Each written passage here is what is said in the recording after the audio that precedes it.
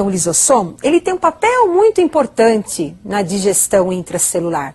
Não só porque ele digere partículas estranhas que penetram na célula, como é o nosso caso, o caso dos nossos glóbulos brancos.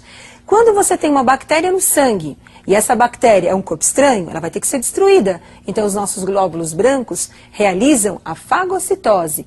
E essa bactéria passa a ser digerida no interior do vacúolo digestivo, juntamente, né, com a presença das enzimas dos lisossomos.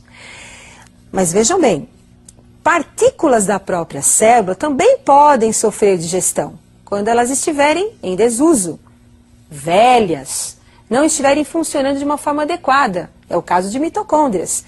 Uma mitocôndria produz energia, mas essa mitocôndria ficou velha, então ela vai ser digerida. Quem realiza a digestão? Novamente, o lisossomo. Digestão intracelular. Próxima organela, centríolo. Essa organela é formada por trincas de microtúbulos. Nós temos aí 9 trincas de microtúbulos.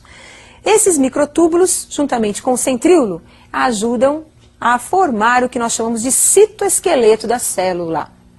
O centríolo aparece na célula animal e dos vegetais inferiores. O centríolo ajuda na formação do fuso durante a divisão celular. Então, como nós acabamos de observar, nós temos várias organelas compondo o citoplasma de uma célula. E cada uma dessas organelas com as suas funções específicas. Então, se eu tenho um atleta realizando uma atividade física, esse atleta precisa de energia. Então, o que vai acontecer? Ele vai buscar essa energia através do trabalho celular. Então, os músculos começam a passar por um processo de contração para buscar essa energia necessária para o trabalho muscular. Essa energia, ela vem da onde? Das mitocôndrias. Obviamente que para as mitocôndrias produzirem essa energia, ela tem a necessidade da presença da glicose, que é o combustível para produzir a energia, e a presença do oxigênio, que ajuda na combustão desse processo. Assim também como nós temos o lisossomo, ajudando no processo de digestão, que no nosso caso, nos pluricelulares, esse processo de digestão é um processo, na verdade, de defesa, porque a digestão ocorre de partículas que são estranhas à célula, que penetraram e que deverão ser digeridas, antígenos como bactérias. Mas no caso de uma ameba, que é um unicelular, o lisossomo vai contribuir para o processo de nutrição. O lisossomo é o estômago da ameba, porque ela tem apenas uma única célula. Então, a única estrutura que digere são as enzimas do lisossomo. Além disso, o lisossomo participa de outros processos, como, por exemplo, durante uma gestação. O útero, ele se distende. Após o parto, em 2 semanas, o útero tende a voltar ao seu tamanho normal.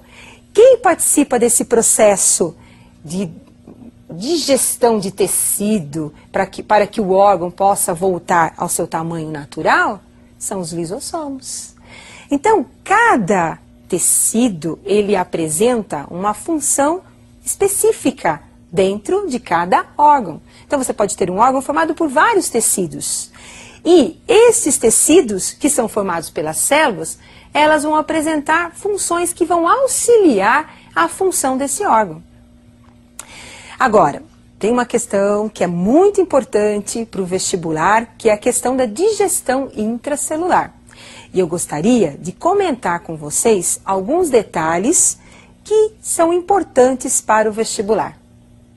Observem agora a digestão de uma célula. Observem novamente a entrada de uma partícula alimentar. Partícula sólida entrando, formando aí o fagossomo. Lisossomo, vesícula que contém enzimas. O lisossomo é formado a partir do complexo de Golgi. Observem aí, complexo de Golgi formando a vesícula, lisossomo, contendo no seu interior as enzimas que vão auxiliar no processo de digestão. O fagossomo se une ao lisossomo, formando aí o vacúolo digestivo. Então, nós teremos aí a digestão da partícula alimentar. Os resíduos são eliminados e aquilo que é importante para a célula fica no interior da célula. Então, para concluirmos a nossa aula, não podemos esquecer de que existem vários tipos de células. No seu interior nós temos várias organelas. Essas organelas, elas ajudam no funcionamento da célula para melhorar o seu trabalho. E quando a célula melhora o seu trabalho, ela melhora também o trabalho dos tecidos, o trabalho do órgão, do sistema e do organismo como um todo. Então, para responder aquela pergunta, qual a participação da célula no funcionamento de um órgão? Você agora já tem a resposta. A célula participa diretamente no funcionamento do órgão porque ela ajuda na sua formação. O órgão é formado pelos tecidos, os tecidos são formados por células e se todas as células estiverem trabalhando de forma harmônica, esse órgão vai ter um bom funcionamento. Mas pode acontecer esse órgão apresentar uma célula defeituosa, uma célula que tem no seu núcleo, no comando celular, um problema de síntese de erros de proteínas. Vamos imaginar o pâncreas. O pâncreas é um órgão que produz a insulina.